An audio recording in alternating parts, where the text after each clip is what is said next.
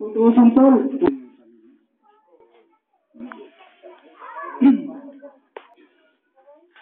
Sa katapusan, nga prayer meeting na mo, nga pa ni. Kung sa iyang giingon, daghang prayer meeting ang nahitabo, pero niya itong katapusan na prayer meeting.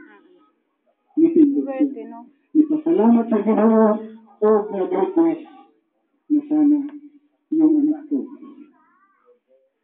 palagi yung malusog, magandang katawan, at makapangasawa ng mabas. Totoo yan. Ano mo ba nga inon-anang mahitabo tungod kay mayman magpatupi, wadto sa pumili, kay magpa-transfer sa iyang daughter. O niya, yung ako to, Lulis, magpasikap, baka hindi natin alam kung ano na yung presyo mo. Kanunay, ginaatiman ang iyang physical nga sitwasyon. Tungod sa tabang sa ating mga kaigsunan. Salamat. Tuwan sa inyong biyog. Nagipakita, disuporta lang ka namo. Kung sangkab sa Ginoo ang atong kalipay tungod kay naman ay atong katapusan nga baraha din ng kalabutan. Kung ginataga matong buli ang kinabuhi. Kaya nga naman tungod isipang tanan, mabukan man nga isasama sa iyang naitabo. Naman nga nindot kaayo ang mga mensahe sa atong unang kagabay. Sa atong pag-pastor kaniya hantod ng mga adlaw masahit kong ikinanglan nga kita mga bandod. Ano niya? Nuunan ako dito sa taas. Martes, Merkules, Webes. Salamat sa Diyos. May paglaon. Sumala sa akong nakitaan sa iyo kinabuhi. Usahay, mamingawan siya. Huwag mo masyadong isipin yung mga problema to. Isipin mo yung papaano tayong lumigaya, lalong-lalo na paligayahin po natin ang Panginoon sa pamamagitan ng ating pamumuhay. Kahit na mahirap lang tayo. Ang importante, kilalanin natin ang lumikha sa atin. Bigyan natin siya ng pansin sa pagisbutan sa impactor. Dato, muragwa lang. Salamat sa Ginoo nga daw na kita yung mga sansa na kanunay pahinumduman sa Ginoo. Usabisan ako sa iyang kinabuhi na imo akong napagalangin. Tungod kay sa iyang kahimtang nasawag man tanga di siya kahimo pero ilawang sa iyang kasing-kasing akong nakita na malipayon siya. Lugod sa among panagtugon. Sa gisbutan na nga marag bisan doon rami, usahay purag 5 kami kay babo kay. Pangitaan na kung paagi nga malito siya sa iyang kagaling. Salamat po sa Ginoo nga malinawon ang pag-abot sa igsoon. Namo. Niya uban sa pag-umangkon. Lang kayo, pagka-istorya na mo sa iyang anak, hilak na lang nito sa cellphone. Huwag mo masyadong isipin ang nandito. Isipin mo yung sarili mo, yung maganda mong bukas, yun ang nalalahanin mo, lalong-lalo na yung relasyon mo sa Panginoon. Kahit kung magkalalayo tayo, ang destinasyon natin doon sa langit, ang gusto natin. Ang nanay niya, kapatid niya, nandiyan sa Manila, siya nandoon, tatay niya nandito. So, salamat. Ang pagtungo ng Panginoon, pan lang yan, parang lamay sa lang yan. Yun. So, salamat. Salamat na mag-amping sa iyo, no? Pero, daan na po. Sa ako lang, pagkonklugar, tungod kay ako mismo na sinati. Kay sulod ni Anang, happy ko sa katuloy. Karong sunod bulan pa magsuki. Iti pasabot. Abi ninyo, Salamat sa Ginoo sa iyong kinabuhi. Wa man niya sula. Hindi kami binigyan ng gaanong problema. Bakit? Sa loob ng pagsasama namin, hindi nagkaroon ng sakit. Wala. Wala. So, salamat sa Ginoo. Noon lang, gabi ng kuhan. Martis, Lunes. Lunes. O, yun. Hindi na kami nakapag-istorya ng God dahil ate niya ang kasama nila. So, salamat sa among pagpapag-uban sulod sa Hulsi Kabulan. Nagmali pa yung ihapon ko bisan. Tingnan ni Ana ang iyang naimong sitwasyon siyang panglawas pero natutong iyang kalat. Tuban sa ginungan naman. Kung ungan ako siya taas, mga ang akong nakita kaniya. So, salamat hinaot ng Diyos. Nahimo siyang panalangin para kanat. Di ba? Nahiusa ta karon tungod sa iya, di ba? O nakaabot ang iyang pamilya tungod kaniya. So, gusto na, reunion. Akong mga anak po, nakabot. Isa lang, si Joel. Ngayon, di man ako mapuntak. Salamat sa Ginoo. Katungtugay nga akong mga anak na wala ako makita. Nakita na ako. Tungod lang sa iyo, di ba? Panalangin. Anak, salamat. Leng. Tagalogin mo na lang, huwag mo Ilocanuhin. Magandang umaga po sa inyo lahat. Hindi pa ako marunong mag-Bisaya eh. Tagalog na lang po tayo. Ako po si Melinda. Kapatid po ako ng anak niya. Si Ate Odette po, yung talaga anak niya, si Lourdes na. Bali, nagpapasalamat po kami dahil nagpunta kayo rito at nakiramay sa huling paglalagak natin sa kanya. Actually, lahat kami nabigla. Kasi dun sa Manila, meron kami pinagdadaanan, namatay din kasi yung hipag ko. Tapos, 2 days before, siya naman ang sumunod. Kaya kaya late na rin kami dumating kasi tinapos na po muna namin ihatid yung una, tapos ngayon po, kaya kahapon lang kami nakarating. Masasabi ko lang, knowing Mang Boyet before, iba siya sa ngayon sa kinakwento ninyo. Actually, kung iisipin mo kung sino siya dati, ibang-iba talaga eh. Because 2008, nung na-stroke siya yata, 2008 or 2007, nung na-stroke siya, sabi ko sa kanya, bakit hindi ka magdasal? Sabi niya sa akin, hindi daw siya marunong magdasal. So, ang alam niyang dasal yung mga kinakapisado. Sabi ko, hindi naman ganun ang pagdarasal eh. Yung relasyon natin, kung ano yung nasa puso natin, yun yung sasabihin natin sa Panginoon. Bumalik ako, galing ako ng Hong Kong, 2010, dinalaw ko ulit siya. Walang nagbago sa buhay niya eh. Doon sa kung saan namin siya nilagay, hindi kasi sa amin siya pwedeng dalhin sa bahay namin. Kasi hindi naman po talaga maganda na dadali siya sa bahay namin. Dahil siyempre, respeto sa magulang ko, sa father ko, sa nanay ko, sa amin. So, dun sa lugar ko namin siya dinala, may mga kapitbahay siya. In 2 years, walang nagbago sa 2-3 years, walang nagbago sa pamumuhay niya. Hanggang sa yung mga tao doon, para ayaw na sa kanya. So, we decided na dalhin siya dito sa Mindanao. Ipapasalamat kami sa Panginoon kasi hindi siya napasama, napabuti siya. Kasi kahit na anong turo mo sa kanya, kahit ipakilala mo sa kanya ang Panginoon, may tigas sa kanyang puso. Siguro dahil sa mga napagdaanan niya sa buhay, yung family niya, yung relatives niya, talagang kung titignan mo, hindi ko masasabi na tinalikuran siya ng relatives niya ng family niya Kasi ang iniisip siguro nila, yung pamilya din nila.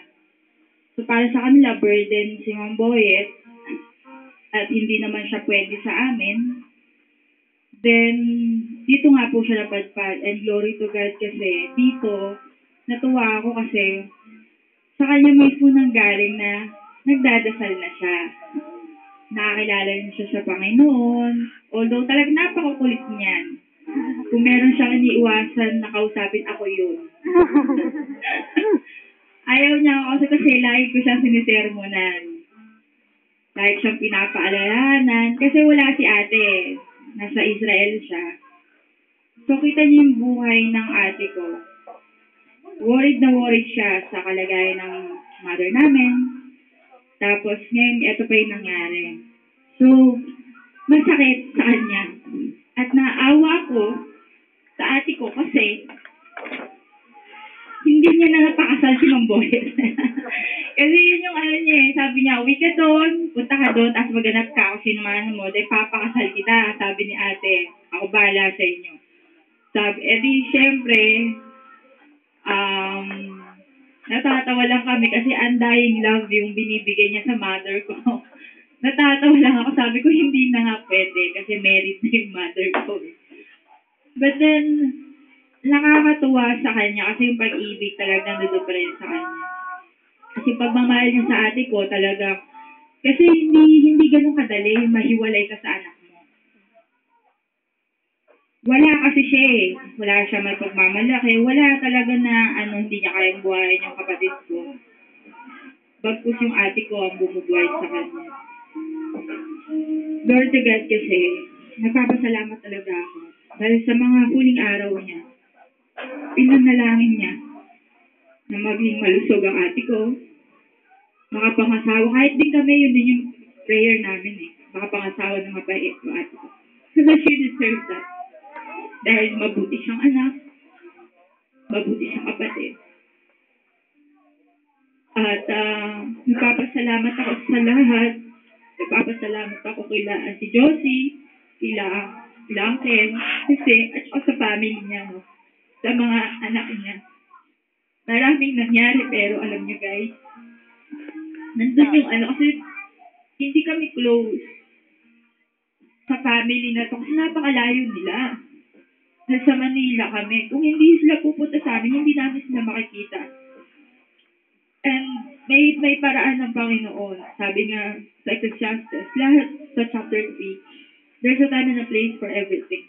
At ang Diyos ang maghuhusga sa atin, kung ano man yung ginagawa natin, hayag man o lihim, mabuti man o masama. Siya ang maghuhusga sa atin. Sa puso ko tumitingin ang Panginoon. At naniniwala ako na kung nakakapagsalita na ng gano'n sa Mang Boyet, nasa puso niya ang Panginoon. Kasi kung ano yung nasa puso mo, yun lalabas sa bibig mo. So, ang lumabas sa kanya, kundi yung pag-ibig bilang isang ama sa kanyang anak na hindi niya naalagaan. Alam ko na meron siyang pagsisisi sa buhay niya. But then, hindi niya na pwedeng balikan yung nakaraan. Kasi, past is past. Nakaraan na yun. At ang nakaraan, hindi na dapat nililimon. Bagkus, yung hinaharap, yun yung dapat mong paghandaan. At yung relasyon natin sa Panginoon. Dahil tayo bilang mga Kristiyano, dapat alam natin priority natin. Unang-una, nabubuhay tayo upang papurihan ng Diyos. Hindi upang itaas ang sarili mo. Hindi porket mayaman ka o sino ka sa buhay. Kundi upang papurihan lang ang Panginoon. Papurihan natin ng Diyos pamamagitan ng pagbibigay natin sa iba. Pagbibigay kaluguran sa iba. Yung hindi natin husgahan yung mga tao o kahit na sino. Yung pasasayahin natin ng Diyos mula sa puso dahil yun ang tunay na magpagpapaligay sa Kanya. At saka, hindi ko rin alam kung ano nararamdaman ng ate ko. But then sa mga post niya, nakalagay doon, masakit naman. Hindi niya nakasama kasi yung father niya. Actually, ang nag-alaga sa kanya is yung father ko. Yung father ko, nakilala niyang ama, yung image ng pagiging tatay. Yung father ko ang nagpuno ng mga pagkukulang na alam ko na pinagsisihan ni Ma'am Boyet. But then, nagpapasalamat ako dahil ginamit po kayo lahat na instrumento ng Panginoon para po makakilala si Ma'am Boyet, matuto siya magdasal, matutong ibigay yung sarili niya sa Panginoon. Sa mga last days niya, nagpaalam pa daw siya para siyang kakandidato. So, nakakatawa. Kasi dati, ganun siya eh. Wala yan eh. Joker siya na hindi namin maintindihan. Hindi siya ganun na nakakaunawa.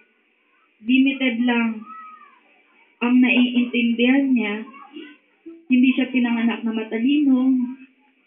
Hindi siya pinanganak na ganun na may mga vices of bisyo siya na tinalikuran na rin. Nakakapagpasalamat talagang pinupuri ko ang Panginoon kasi nabago ang buhay niya sa loob ng ilang taon. Imagine, ilang taon na siya?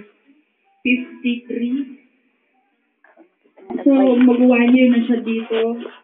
Sabihin, in 52 years ng buhay niya, empty siya. So, dahil po sa inyo, parang napunuan yung mga pagkukulang sa buhay niya. Nagpapasalamat po ako. Alam ko na kahit wala rito yung ate ko, tao sa puso niya yung pagpapasalamat niya. Gusto man niyang umuwi, alam ko, nagdadasal siya, umiiyak, na hindi man lang niya nakausap yung father niya, na kahit kailan na nangyari, Ma'am Boyet, alam mo, mahal ka ni ate. Alam ko yun. Kasi wala namang, buti niyang kapatid, mabuti siyang anak sa mga magulang. Sa father ko, sa mother ko, may pakayahan sa tunay niyang ama. At alam ko, nagpapasalamat siya sa Panginoon kasi nabuhay siya sa mundong ito sa pamamagitan po ni Ma'am Boyet. Kaya, wala po sa puso namin, ng pamilya namin, at sa kapatid ko na rin. Tapos puso po kami nagpapasalamat sa bawat isa sa inyo na naging parte ng buhay niya habang nandito siya. Alam ko naging masaya siya dito. Dahil dito, naramdaman niya yung tunay na pagmamahal. Pagkalinga, pangunawa, although minsan, nasisermonan, pero nandoon yung lagi siyang nakangiti. Isa lang naman alam ko pinangungulilaan niya. Si ate. Pero ang gusto kasi ni ate, maging matatag siya, na para pagbalik niya, makita niya yung tatay niya matatag na naghihintay sa kanya. At unfortunately, hindi na mangyayari yun. Pero naniniwala ako at malugod kong ibabalita sa kanya. Siguro pag inuwento ko rin ito sa kanya, yung mga last days ni Ma'am Boyet, alam ko iiyak siya. Magpapasalamat sa Panginoon kasi gano'n naman yung ate ko eh. Lagi siya nagpapasalamat sa Panginoon. Marami rin kasi siyang pinagdaanan, yung ate ko. Kahit alam ko na napupunuan ng father ko yung pagkukulang ng isang tunay na ama. Alam ko sa puso niya. Hinihiling niya na makasama talaga yung tatay. At nagpapasalamat po ako sa inyo kasi tinuruan niya talaga si Ma'am Boyet. Bawat isa sa inyo, alam niya may reward galing sa Panginoon. At Panginoon na po ang magbabalik sa mga blessings na yun. Dahil naniniwala po ba kayo na pag may ginawa kayo mabuti sa kapwa niya, milyon ang balik sa inyo. Countless, hindi niyo mabibilang. Kasi, naging instrumento kayo upang ang isang nilalang ay mapunta sa kanya. Ang isang nga lang mahirap i-win yung soul. Pero kayo, madami kayo. For long years, nakatigasan ng puso niya, napalambot ng mga taga dito. Kung kami, hindi namin nakaya. Kayo, nakaya niyo, hindi niyo siya kaano-ano. Kaya napakabuti ng Diyos. At ang bawat isa sa inyo, ay may pagpapala na tatanggapin mula sa Panginoon. Maraming po salamat. Yun lang po.